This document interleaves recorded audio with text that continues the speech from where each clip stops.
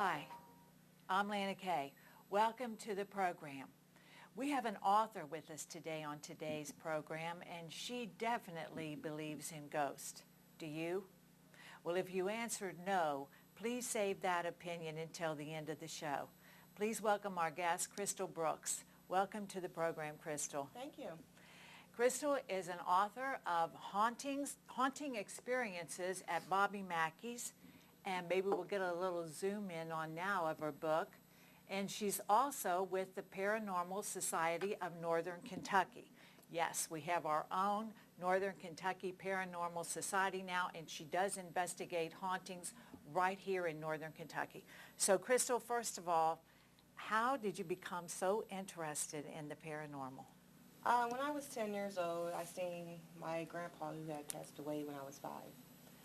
And it wasn't him, but it was something posing as him. Mm-hmm. And it pretty much terrified me, so I got curious and pretty much stayed into the paranormal after that.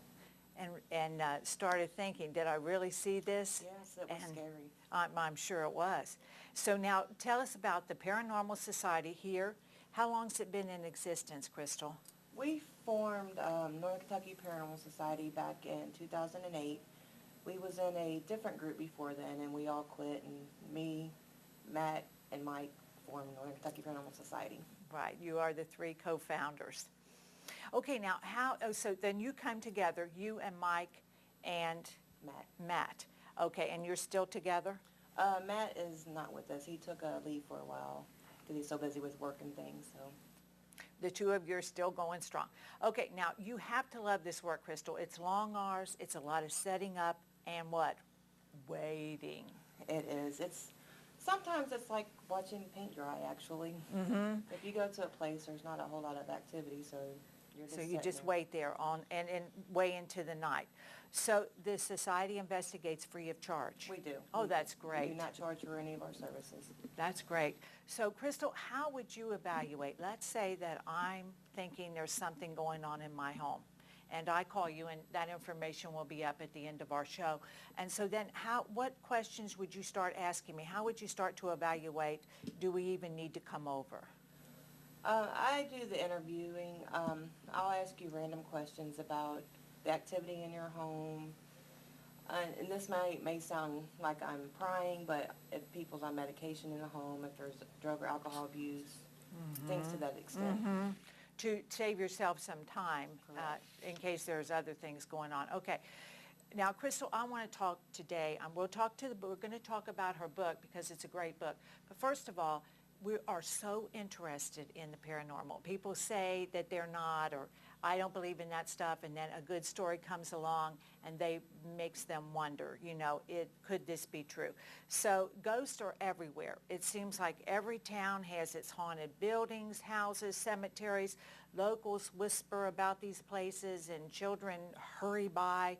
And so is a lot going back to superstition, would you say? There is a lot of hauntings, and especially here in Kentucky, Northern Kentucky. There's legends, of course, with any place, but there is a lot of truth to the hauntings. When people call us in, 80% of our cases are fact. Do turn out to be fact. Okay, that's good. So tales of ghost encounters, they're told and retold until certain locations, though, do become that is haunted. Absolutely. And we do. And, of course, Bobby Mackeys is one of those places. Okay, now, some people find this just interesting, and some people find it terrifying to think that there could be something outside of, I'm touching you, you're physical, you're real. So how do you see it, Crystal? Is it just interesting to you, or is it terrifying? I'm not scared myself. As I said, my first experience was at age 10. But that is why that I did want to form a group. That is why I got into it, is to help people who are afraid, especially children in their homes, to let them know if there is indeed something to harm them there, or if it's just lingering spirits needing help. Mm-hmm. Mm-hmm. Okay, now some clues. Animals in the dwelling can behave strangely. So could they sense it even before humans? Give me your impression on that. Absolutely. Animals can see and hear things that we cannot. That is why we did the episode on the haunted on Animal Planet. It was a case where animals was in fact sensing the spirits there, and they was not nice spirits. And the animals knew first. They did. They was bothering the animals too. Okay, here's some interesting facts that I came across. You know, I've got to get in there and do my research. Some hauntings can be, of course, the home of the deceased, and some are haunted locations, haunted houses, because it was the site of a violent death. Okay, but some ghostly phenomenon manifest periodically, some continually over a duration. It can last for centuries, and then some just on anniversary dates. It depends on the haunting. There is residual haunting, which is not even a haunting. They don't know that you're there. They don't know that they're dead. They're just, it's like a tape replaying over and over. It just keeps playing continually. And some objects can have their owners attached to them. Mm-hmm. And if you go buy antiques and bring them into your home, they could come into your home that way. Some are from the violent deaths and the anniversaries. Of those deaths. Okay, I have to tell you about two cases. These completely, this can even make skeptics think what really happened there, because these are documented. Okay, on a steep hillside outside of Pittsburgh, 4 teenagers were tragically killed when the driver lost control, went over the embankment and hit a tree. Now, twice on the anniversary of the crash, the police department was called, and there was a ghostly incident. Okay, the first incident, a man sees a girl crying on the side of the road, and he offers to take her home, and she cries and is upset the whole drive, and she does tell him her name, and he lets her out at the residence where she said she lived, and he was so shook up that he drives around the block and comes back to see, is she okay? So he walks up the walk and knocks on the door, and of course the person that answered, you know, he asked for her, and he said she hasn't lived here for 11 years, and she was killed on the hillside. So, Wow. yes. So second, and I wonder, it was another report, and this was just 2 years later, a man at the site on the hillside hit a young girl, which seemed to appear out of nowhere, and so he gets out, covers her with his jacket or his coat, and he's afraid to move her, which was the thing to do. So he speeds to the police station. I have hit a girl on the hill. Please come and help me. They do. And when they go back, just his coat, no girl. Wow. So, and again, the description fit that of the first girl that took the man to a residence. So maybe the other 3 girls were okay with their deaths, and this one, could you be sad over a death, or I wasn't ready to go? It could be that she don't know that she's dead. Maybe she thinks she's still alive and trying to get help. Or maybe she just needs help to move on.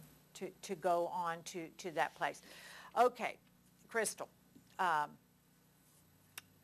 fact is, this is very interesting. Not everyone who visits or lives in a reputedly haunted location will experience the phenomena. And I was really surprised by that. I thought, well, if it's there, it's there. But no. Spirits will sometimes, if somebody is more open to them and not totally skeptic and block it all out, they will sometimes communicate more with them. Just like at Bobby Mackeys, he swears that nothing's ever happened to him there. So it could be that the people that's there is blocking it and don't come up with other explanations. That he is blocking it because being he has to go in there, he just wouldn't want that to be, so he blocks, and so they don't contact him. Right. Or if they are, he doesn't even see it. Right. Okay. So it's popularly assumed that most hauntings involve visual apparitions. And in fact, that's just what I always thought. But the fact is that they're the minority.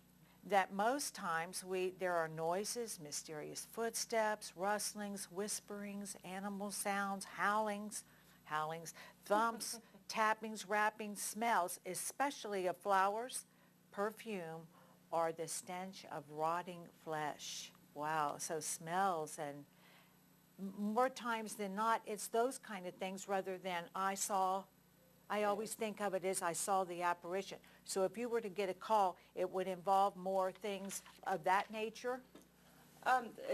Especially the sounds. The smells, not so much, no, on body Mackeys you'll get the rose scented smells, but it's mostly shadows, not apparitions. Some claim that there is apparitions, but 9 times out of 10 it's either shadows or noises, sounds.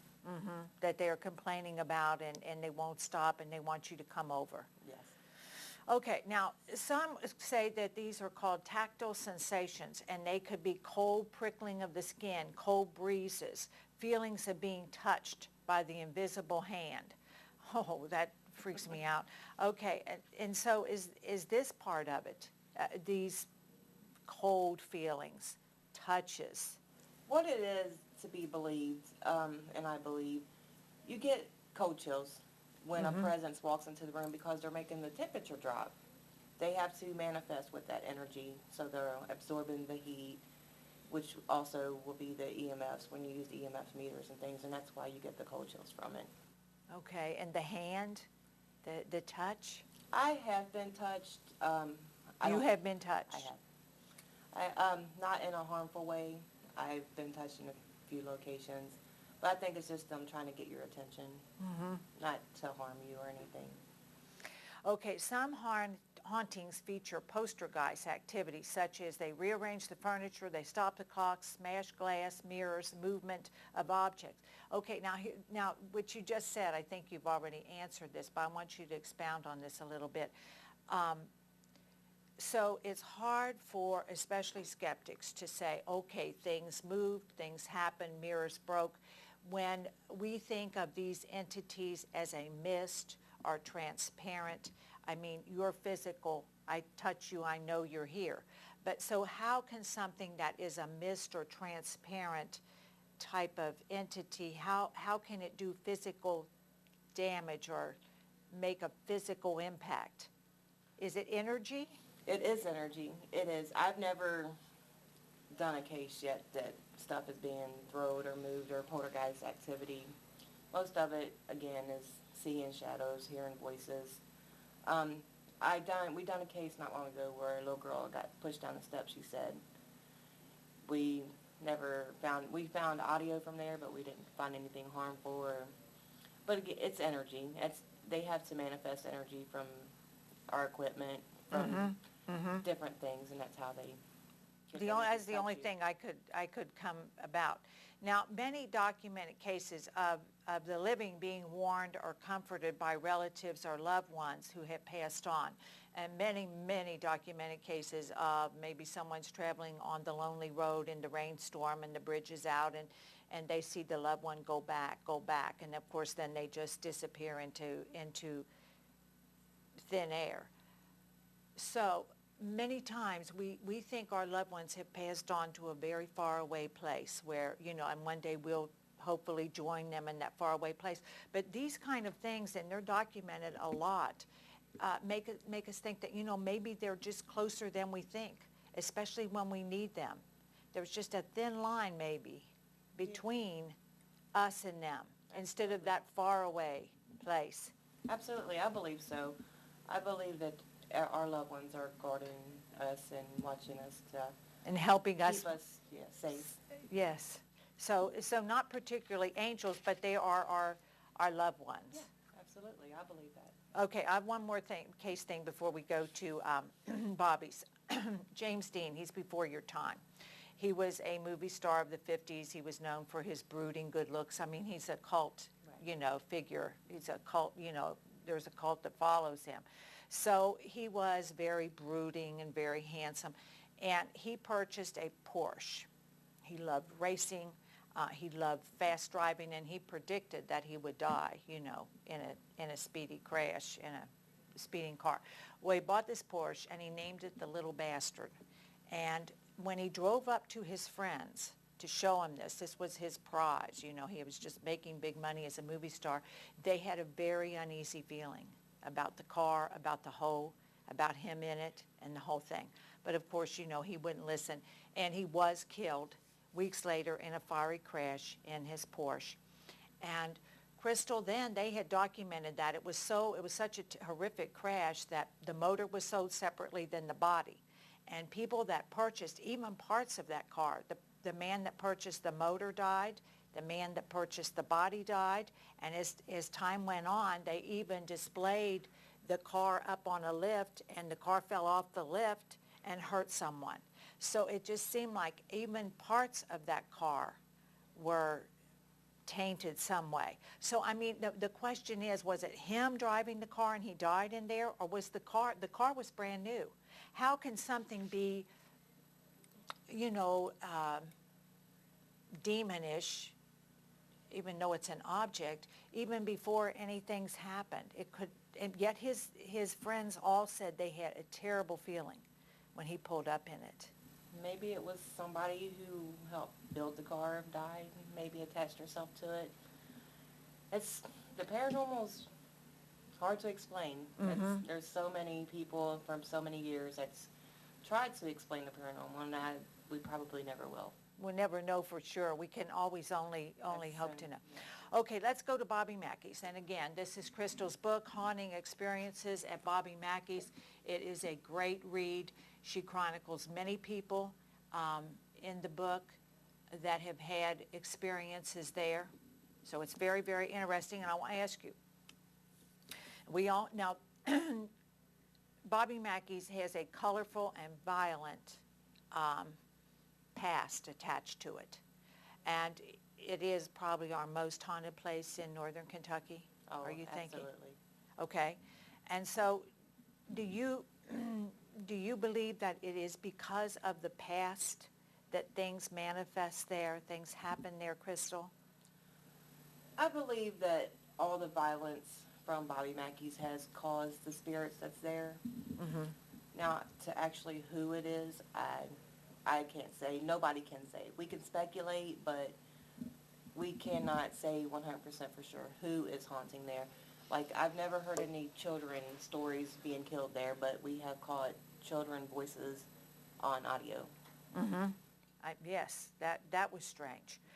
Okay, so now on 2 visits, you believe that through your investigation, something came home with you. Oh, absolutely. So something attached to you. Absolutely. And that can happen. It absolutely can And it happen. did happen. Okay, and the first time, tell us about that. First time it was okay.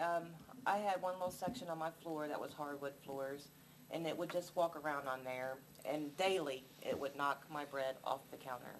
I don't know why, but it did every day. But we finally moved from there, and it was not because of the ghost. I refused. I would not move because of ghosts. But it stayed there, I suppose. It never bothered me again. But second time, not so nice. It was horrible. The second time, I was seeing a little girl who showed me how her dad killed her. I had 4 Grim Reapers standing by my bed, and the next day is when the 4 celebrities died, McMahon and Fair Fawcett and them. I seen a lady's arm reaching to choke me. Seen the devil by my bed. I quit sleeping in my bedroom for about 4 months. That's what you said in the book. It was horrible. But did it finally dissipate? Did it finally go away? With the help of a psychic friend, she sent me some banishing audio, and I blessed my house with sage and with holy water, played the banishing audio, and it finally left. And it's been 2 years now. So 2 years. And you've been back to Bobby Mackeys hosting your tours, of course, and been involved with the club. So anyway, somehow it's just gone. I want to show you a picture of the Paranormal Society. Just a moment. And here they are. I hope our camera can get this. Some of the members are still there, and some have had to move on, and, you know, people work and things change. But that's, at one point, the society, right, Crystal? Most of us are still there. Just some have gone. Okay, good, good. Okay, now I want to show a photograph of Crystal standing in the well of Bobby Mackeys, and wells, viewers, are associated as portals with the paranormal. In other words, openings that entities pass from one world to another. So for Crystal to be standing in the well which is assumed to be the portal at Bobby Mackey's where the entities are coming in and out. It's just absolutely chilling to see her standing there.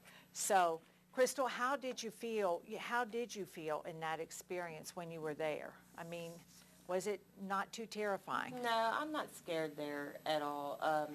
Even though I was followed home twice, I now, as soon as I leave Mackeys, I will get into my car. I will say the Lord's Prayer before I pull out and go anywhere, because one time also going down the hill to Newport from Mackeys, a girl was in my passenger seat reaching for my steering wheel. So I don't leave the lot now until I say a prayer. Oh, dear. So, I mean, this was a girl that wasn't, I Right. mean, this was a girl that appeared. Oh, Crystal. Okay, so there was Crystal in the well. Now, I want to, Luke, one of the investigators, was hit so hard between the shoulder blades, it actually lifted him off the ground It did. and hit him into the wall. We was in the jail cell room. It was me, Luke, my co-founder Mike, and a couple others. And we was provoking down there. And you say don't do that. So first of all, what were you doing to provoke? Luke was calling on names and, Come out of Bad there, names. come at us, yeah. that kind pretty of much, thing, Yeah. taunting. Yeah. You get what you ask for down there, so. So, so that enough taunting, and you felt like that the energy hit him. It absolutely did. He said they could only mess with women, they couldn't mess with men. So they showed him they could, and he was a big guy. That's right, and we have a picture of that, Of his or is it back. of his back, and this is what happened after he was pushed into the wall. And so I hope we can zoom in on that and get it, because he is scraped from like his neck to his waist. Yeah, it was pretty bad. And were you there, I was. Crystal? He almost knocked me down when he hit, because I was standing right next to him, and his arm hit me. And you knew there was nothing else. Yeah. So with you being there, you knew there was nothing else in the room. Yeah. Okay, now has Mike had some encounters? Mike has, on our first investigation there, we was in one of the dressing rooms, and Mike felt something press up against his back, so he stood up and he turned around to see what was behind him, and when he did, his leg was tied to the chair by an old phone cord. It was wrapped around his shin and then around the chair, and there's no way possible it could have done it. Even if he would have stepped into it, it couldn't have wrapped It couldn't have, and went that tight. Yeah. But we think it was a kid. We don't think it was anybody trying to do any harm. We think it was a kid trying to play, because we also heard the kid's voice that night. So there are some children attached there for some reason. There is. I don't know why, or no clue who they are, but they're there. The dance hall girl, Johanna, have you come to think that she could be there? I mean, I know you can't prove, really, but, we can go back in history. Do you think that she could be? We got a EVP from there. We asked who was there, and it said Johanna. And we started researching. I did find, which is in my book, a death certificate and a newspaper article. The rumor was Johanna poisoned herself to death and killed herself. She was 25 and back in the gangster days. So we did find, with the help of a friend, we found a death certificate in an article for Johanna, who was age 25, who did poison herself to death. It did not say it was related to Bobby Mackey's or before then, but it's, yeah. Like you wrote in the book, it's just too big of a coincidence for that to not come together. Right. I mean, the same age, the right area, everything's right, and so it just had to be. So Crystal, you've done a lot of other investigations. Bobby Mackey's is the most haunted? It is. Bobby Mackey's is definitely one of the most haunted places I've ever been. It's consistent. We have never went there and not came out with some type of evidence. It's a consistent haunting. And everybody hollers it's demons. I don't think it's demons. Evil, mean, yes. Demons, no. Bobby Mackey's for number one, it's a large club. So there could be a lot of things going on. I'm just trying to find a picture. I think there's a pretty good picture of just the club in general. Crystal, is that toward the front? back. Is it? I mean, you find for me. But it's a big club. It's a dark club. It has a basement area. At one point, it was the Latin Quarter. There's dressing rooms in the basement. I have been there. Very dark, very scary. I mean, Bobby Mackey says, I don't want to be in there alone, and I wouldn't either. I will not go in there alone. No, I would not. I just would not go in there alone. It's sort of scary when you're with people. Outside. Corners are dark. We've got it. Here's the club. It's in Wilder or Newport? Wilder. Kentucky. Bobby Mackey's Music World. Very, very scary. And Crystal host. They lead tours, especially this time of year. I know that's really, really popular. So I wanted to ask you this, and you already answered it. Years back, I did an interview with Bobby about the nightclub, and he said there's no way. But I think he had a song about Johanna that he played at the end, and he said, Lana, I've just never, ever seen anything, and so therefore it just isn't there for me. Bobby's all about his music. I mean, everybody still comes for the music. They come for the ghost, stay for the music. So they coincide together, but for Bobby, it's all about this his motto is, it's the way it was is the way it is. Mm-hmm. So, but the ghosts play a big part of there. Bobby doesn't experience anything, but we all know. But we all know somehow he's blocked them, but he hasn't blocked you. Okay, Crystal, anything else you'd like to say? We're almost out of time. No, I think you pretty much covered everything. Thank you. You will just have to read Crystal's book. There's many, many more firsthand experiences all found right in here. And I want to say you've been a truly interesting guest. It's just been great for you coming on today with us. And to our viewers, as always, I hope you enjoyed the program. I hope you're not too scared. Be happy and keep smiling, and I'll see you soon.